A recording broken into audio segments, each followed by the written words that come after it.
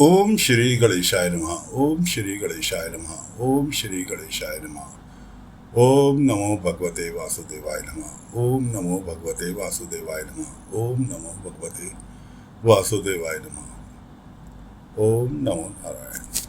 देवियों, सज्जनों, दोस्तों, साथियों, सभी को नमस्कार। कथा प्रारंभ करते हैं। पिछले भाग में आपको सुनाया था कि ब्रह्मा जी की उत्पत्ति कैसे हुई। अब ब्रह्मा जी भगवान की, विष्णु भगवान की स्तुति कर रहे हैं। कथा प्रारंभ करते हैं। ब्रह्मा जी ने कहा, प्रभु, आज बहुत समय के बाद मैं आपको जान सका हूं।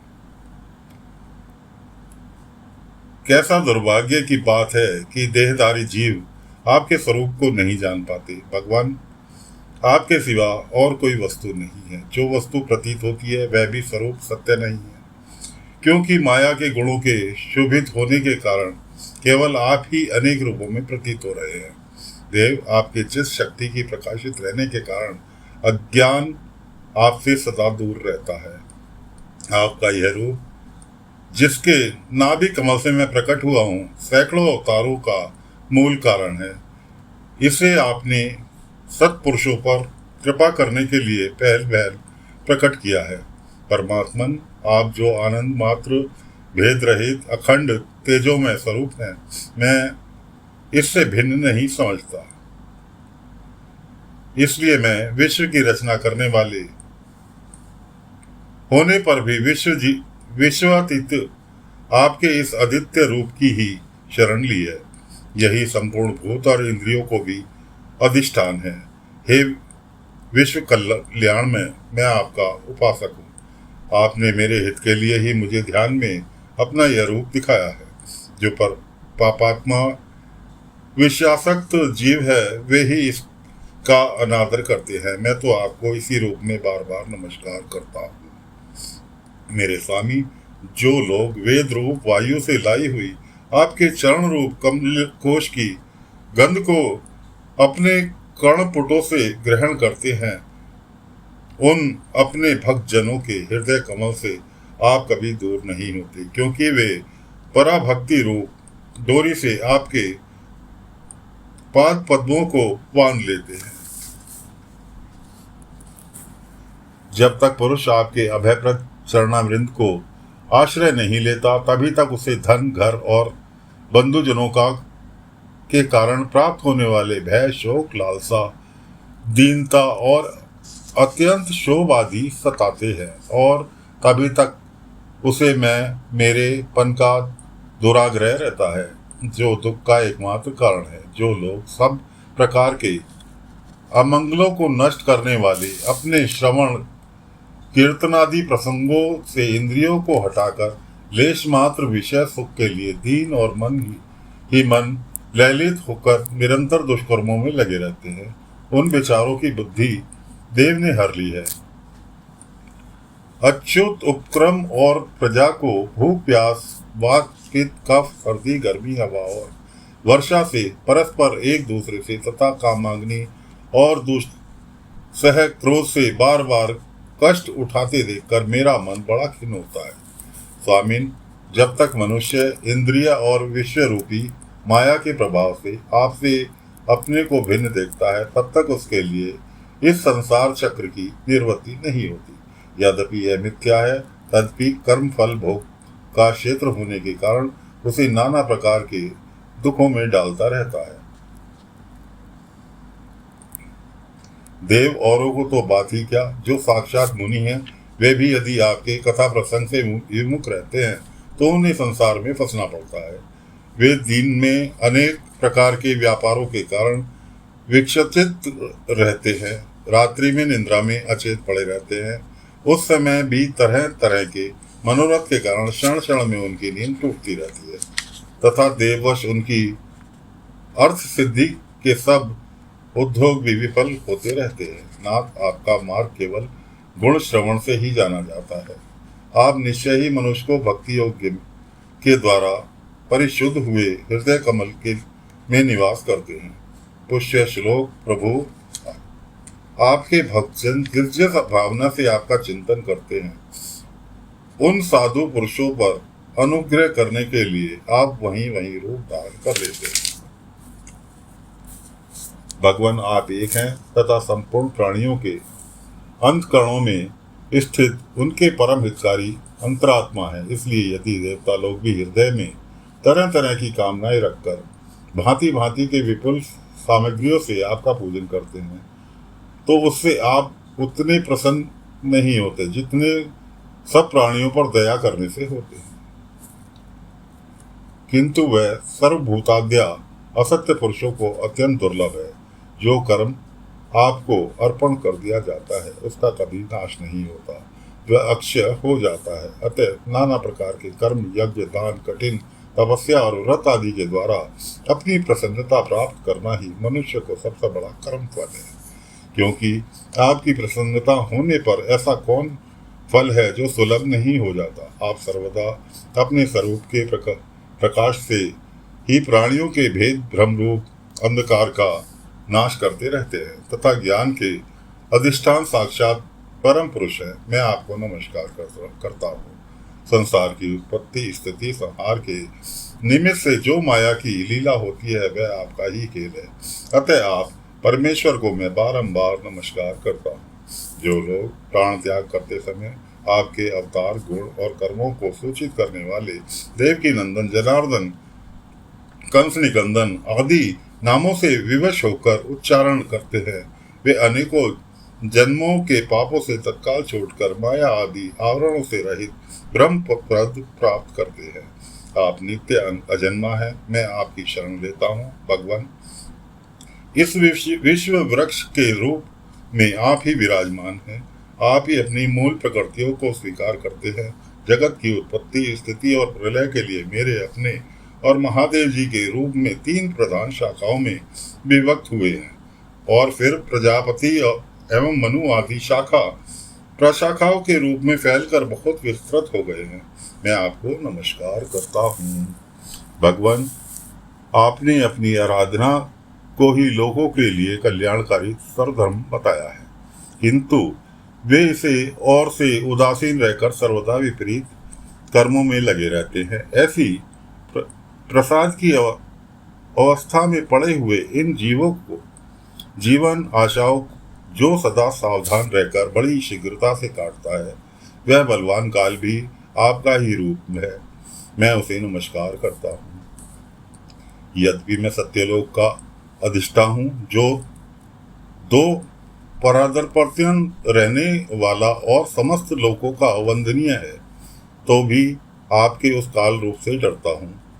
उससे बचने और आपको प्राप्त करने के लिए मैंने बहुत समय तक तपस्या की। आप ही अधिज्ञ रूप मेरी इस समस्या की साक्षी हैं।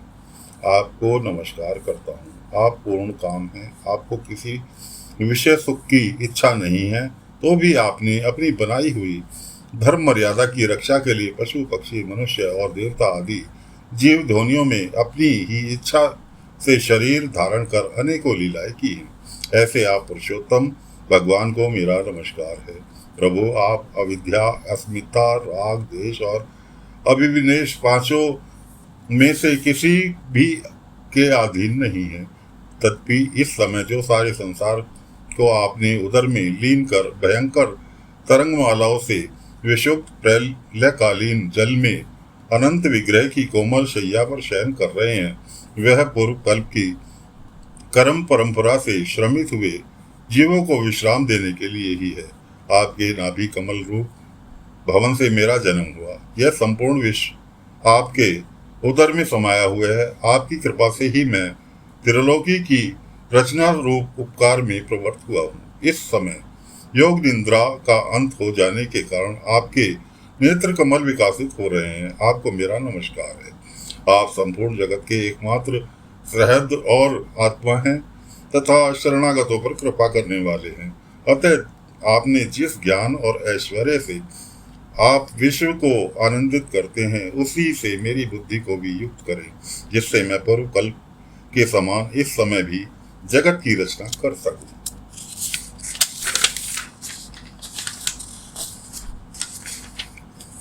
आप भक्त वांछा कल्प तरु हैं। आपकी शक्ति लक्ष्मी जी सहित आपको गुणावतार लेकर आप जो अद्भुत कर्म करेंगे, मेरा यह जगत की रचना करने का उद्यम भी उन्हीं में से एक है। अतः इसे रचते समय आप मेरे चित्त को प्रेरित करें, शक्ति प्रदान करें, जिससे मैं सृष्टि रचना विषयक अभिमान रूप मल से दूर रह सकूं। प्रभु, इस प्रलयकालीन जल में शयन करते हुए आप अनंत शक्ति परम पुरुष के नाभि कमल से मेरा प्रादुर्भाव हुआ है और मैं हूँ भी आप ही की विज्ञान शक्ति।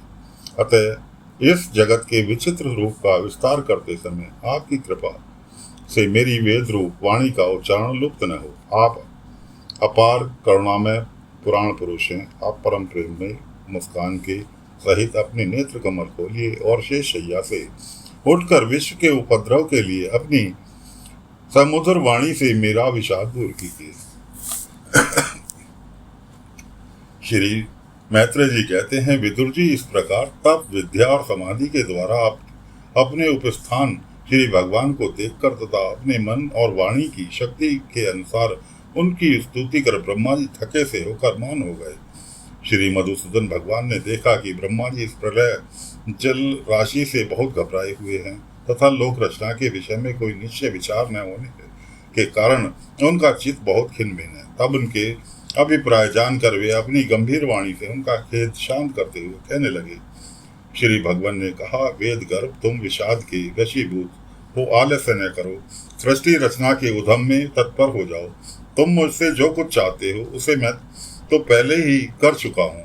तुम एक बार फिर तप करो और भगवत ज्ञान का अनुष्ठान करो। उसके द्वारा तुम सब लोगों की स्पष्टता अपने अंतःकरण में देखोगे।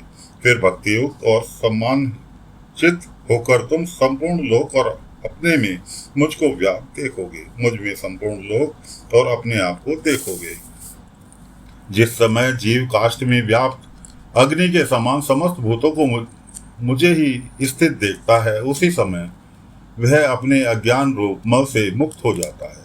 जब वह अपने भूत, इंद्रिय, गुण और अनंत करण से रहित स्वरूप मुझे अभिन्न देखता है, तब मोक्ष पद प्राप्त कर लेता है। ब्रह्मा जी, नाना प्रकार के कर्म संस्कारों के अनुसार अनेक प्रकार की जीव सृष्टि की रचने की इच्छा होने पर भी तुम्हारा चित्त मोहित नहीं हुआ, यह मेरी अतिशय कृपा का ही फल है।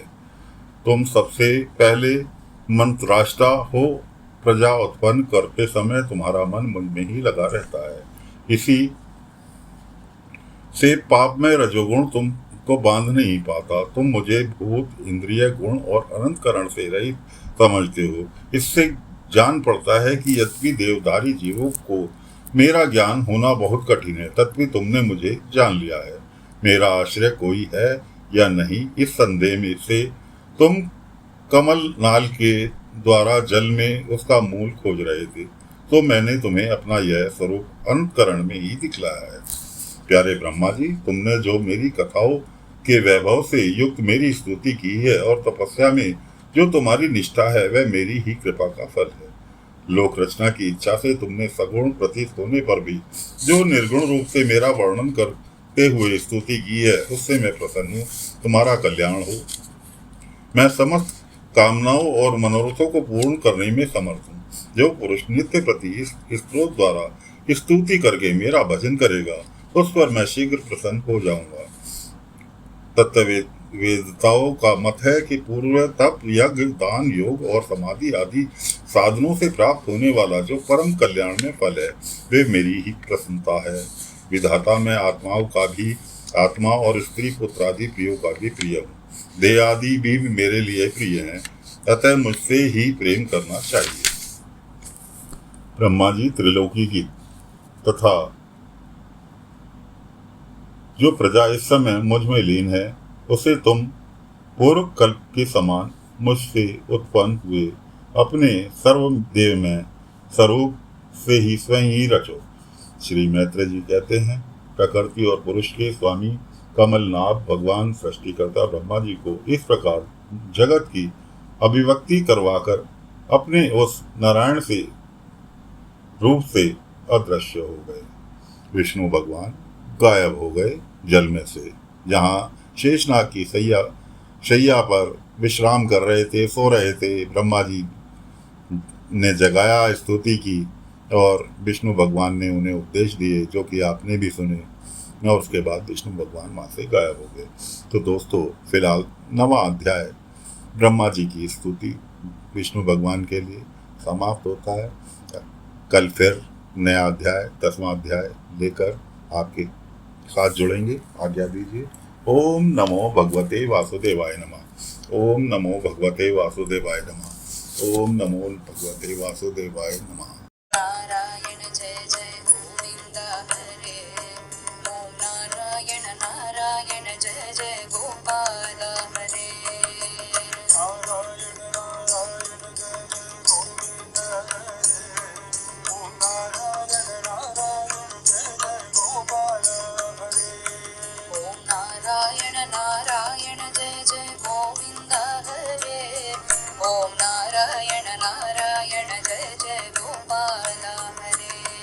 ओम नारायण नारायण जय जय गोविंद